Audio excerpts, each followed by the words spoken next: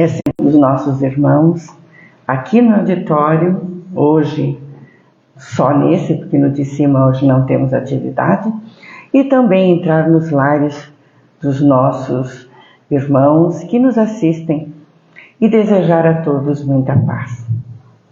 Hoje nós vamos abordar um tema que ele é muito comum a todos nós, e nós intitulamos Perturbação versus Obsessão. Todos nós sabemos que nós temos uma sensibilidade mediúnica. Nós todos somos médiuns. Lógico que então sobre a obsessão. E nos domínios da mediunidade nós pegamos um trecho para que a gente estude junto, porque esse momento é o momento mais importante do nosso encontro. É quando a gente estuda em reflexos condicionados viciosos, adquirindo compromissos de grande teor nos atos menos dignos que praticamos, semi-inconscientes, sugestionados uns pelos outros, é responsável em todos os problemas de sintonia. É tão profundo essa nossa colocação, porque fala a respeito dos vários tipos de mediunidade.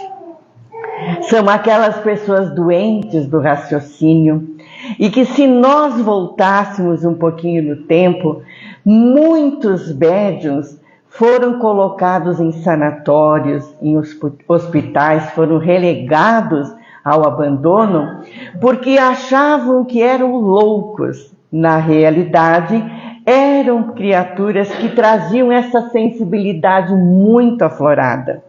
E que, não se conhecendo a temática da sintonia espiritual, muitos foram, inclusive, condenados à morte em fogueiras, porque diziam que eram coisas do demônio.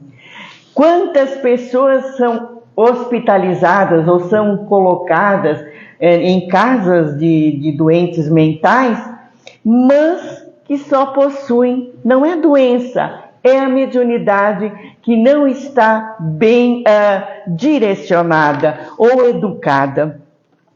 Então, é uma permanência longa dos nossos condicionamentos viciosos, isto é, nós trazemos em nós um passado, e esse passado é de vícios, é de imperfeições, são situações que o nosso espírito vivenciou quando ainda éramos mais ignorantes e que não tínhamos a noção da imortalidade da alma, que nós achávamos que uma vida só era tudo. Ou nós íamos para um lugar ou para o outro, dependendo da nossa atitude. Então, na realidade, nós fomos descobrindo ao pouco que nós somos seres imortais e que a gente volta várias vezes.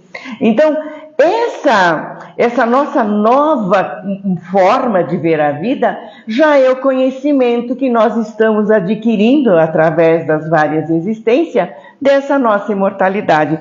Então nós estamos começando a buscar uma autoeducação de nós mesmos, para que a gente pare de viver numa roda repetitiva de ações, de atitudes e de formas de ser e pensar. Então, através dessas voltas, nós vamos começando a entender os processos que nós passamos através das perturbações e da obsessão.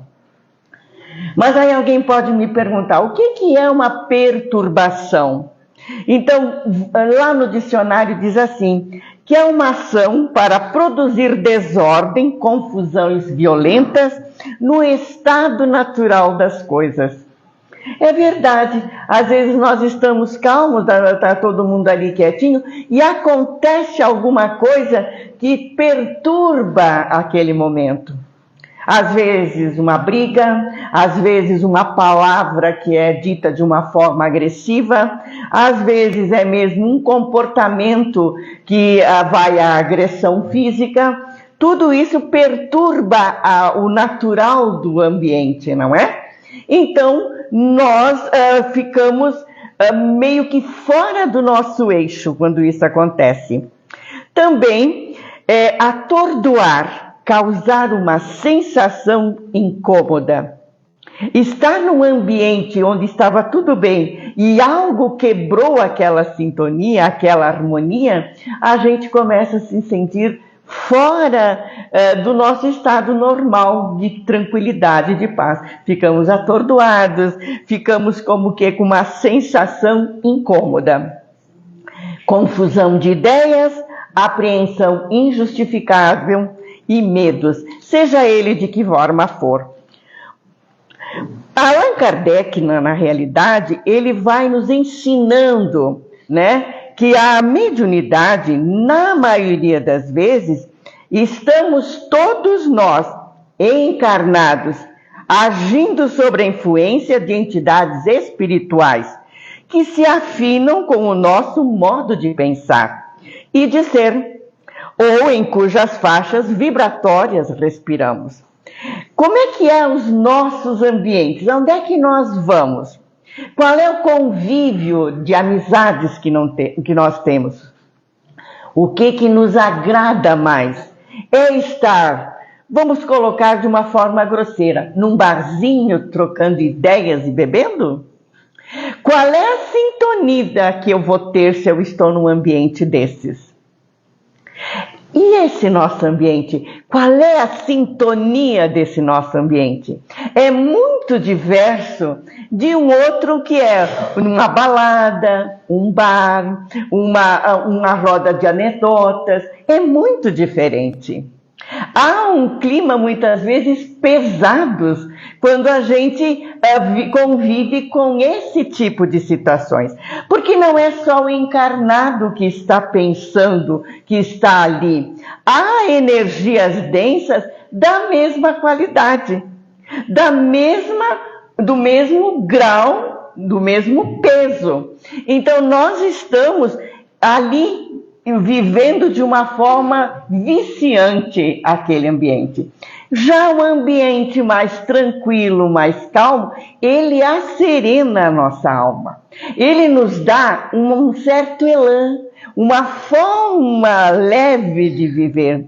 Trocar ideias saudáveis, conversações gostosas, dá outra sensação em nós.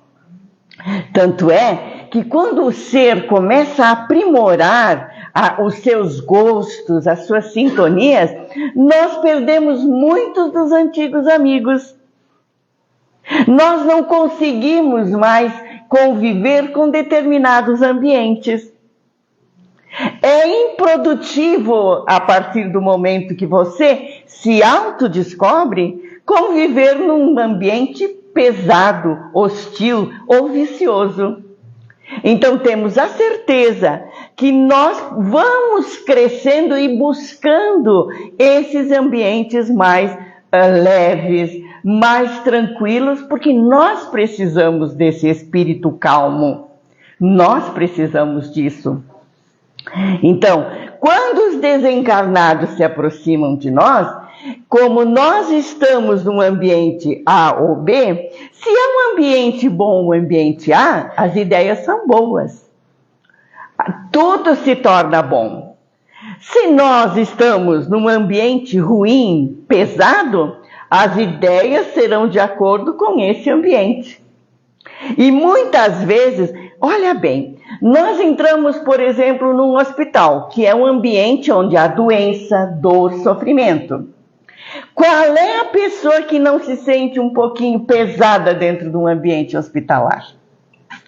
Por isso, muitas vezes, quando a gente faz uma prece para os hospitais, meu Deus, ali estão todas aquelas criaturas que estão depurando, então estão ali porque estão sofrendo. Existem médicos se dedicando, existem enfermeiros que estão ali dando o melhor de si.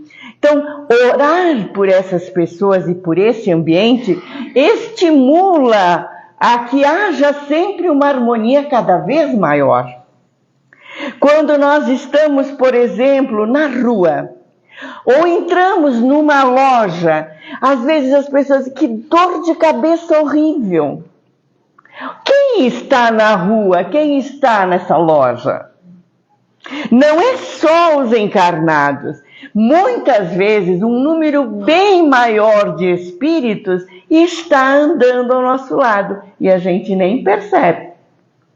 Mas aqueles que têm uma sensibilidade maior podem sentir um mal-estar, pode sentir algo que não é seu e pode estar levando para casa ou para o ambiente familiar algum companheiro, alguém que encontrou no caminho. Isso pode acontecer. Por isso que nós precisamos sempre estar um pouquinho antenados, vamos dizer assim, para poder perceber e nos unir em pensamento com os nossos benfeitores.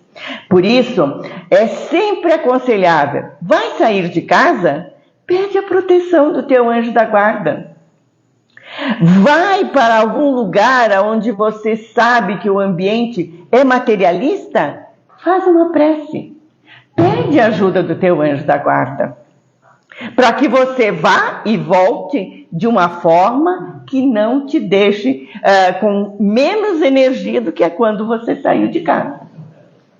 Porque eu tenho certeza que quando nós sairmos daqui, a nossa energia não será a mesma de quando nós chegamos. Ah, mas quando eu chego ali fora, eu começo a me sentir mal de novo. Pode ser. Pode ser que alguém esperou você lá fora. E você não mudou a sua faixa. Entenderam? Então, é uma questão da gente subir um pouquinho para que aquela sintonia daquela criaturinha lá não consiga nos encontrar. Cabe ao indivíduo escolher, optar pela onda mental com que irá sintonizar. Então veja, se nós somos os responsáveis pelas companhias espirituais, então quem é que tem que pular um pouquinho para cima da onda vibratória? Nós. Manter essa onda vibratória. Também nós vamos encontrar na Gênesis uma colocação assim: companhias espirituais. Criando imagens fluídicas, o pensamento se reflete no envoltório perispiritual, que é o nosso segundo corpo. É aquele que nós chamamos muitas vezes, que nós conseguimos ver a aura, vamos dizer assim. Como num espelho, toma nele corpo e aí, de certo modo, se fotografa. Então, o nosso pensamento é fotografado no perispírito, é tatuado no perispírito. Desse modo, é que os mais secretos movimentos da nossa alma repercutem nesse envoltório. Que uma alma pode ler a outra alma como se fosse um livro. E que não é perceptível aos olhos do corpo. Então, quando o nosso inimigo espiritual nos encontra, ele tem uma vantagem em cima de nós. Ele consegue ler o que a nossa alma está refletindo. E eles nos encontram assim, porque para eles nós somos um livro aberto. Muitas vezes nós olhamos uma pessoa, conversamos com ela, mas não conseguimos ver a alma dessa pessoa. Por quê? Porque o corpo não permite. Mas os espíritos no mundo espiritual sabem direitinho quem é a fulana, quem é o Beltrano. Porque nós mostramos através dessa nossa vibração aquilo que nós estamos pensando, refletindo, agindo, de que forma, por causa dessa fotografia que o perispírito mostra. Então, vulgarmente, a obsessão é uma ideia fixa em alguma coisa, gerando um estado mental doentio. Daí podendo advir manias, cacoetes e atitudes estranhas. E vulgarmente é assim. Muitas vezes tem pessoas perto de nós que elas começam a ter certos gestos, movimentos instintivos. Não é porque ela quer, é mecânico aquilo, né? E ela não consegue dominar aquilo. É dela? Pode ser que sim, mas geralmente é das companhias espirituais. Mas Kardec, ele aprofunda, ele diz assim, preocupação com determinadas ideias que domina doentiamente o espírito, resultando da existência de culpa nos remorsos da mente.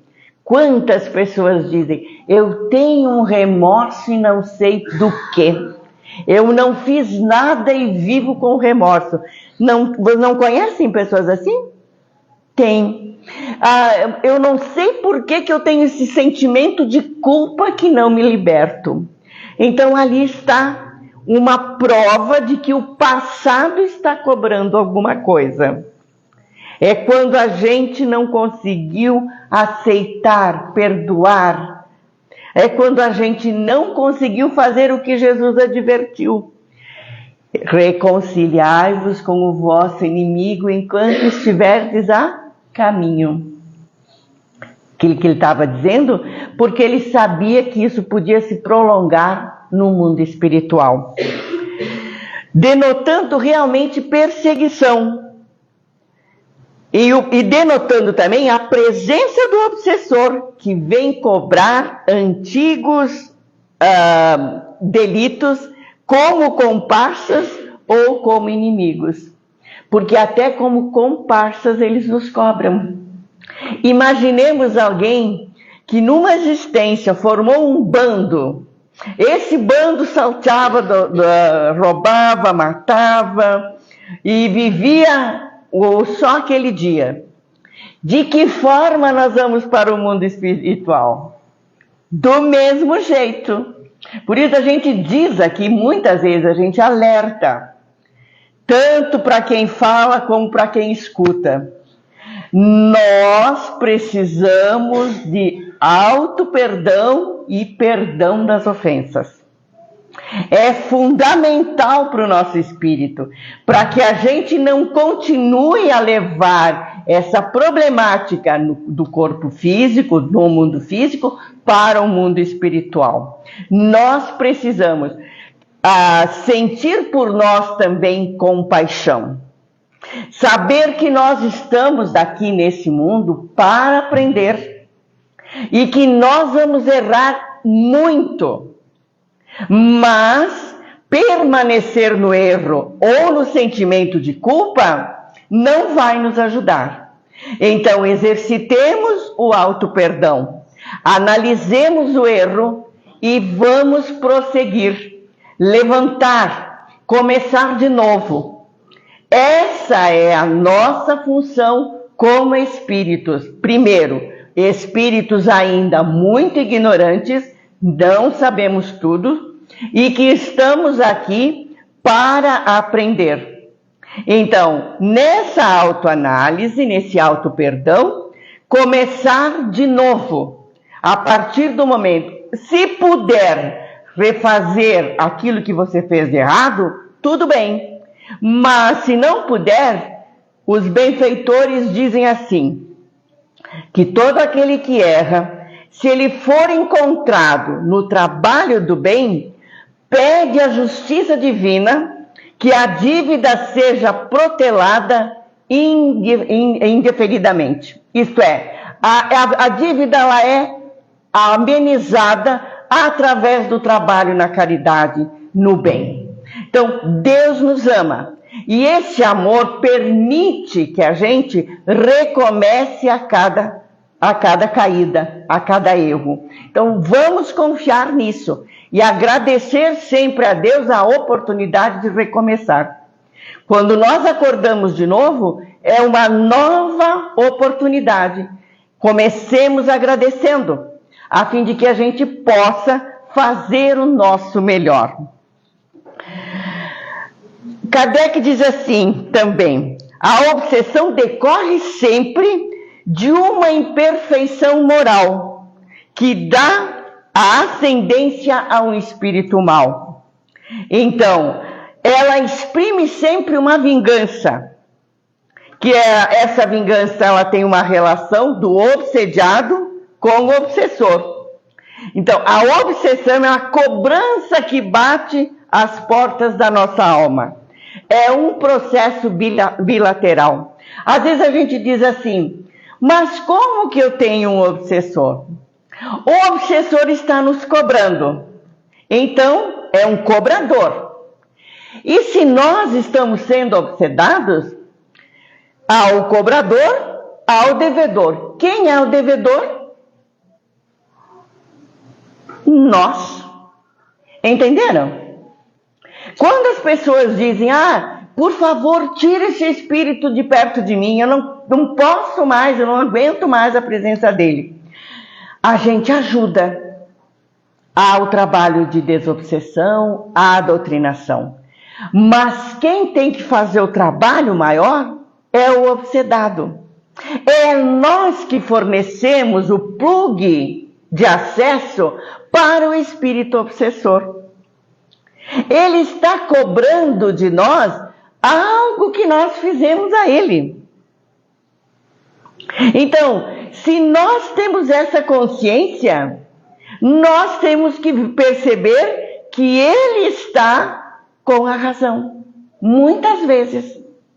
Embora nós mudando de comportamento, de atitude, também possamos mostrar a ele que estamos aqui nos renovando, que não somos mais aquela pessoa do passado, que estamos recomeçando a nossa existência no bem, crescendo para o bem, e podemos fazer do inimigo um amigo.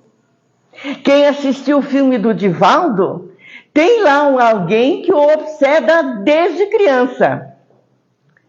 E ele é chamado de um máscara.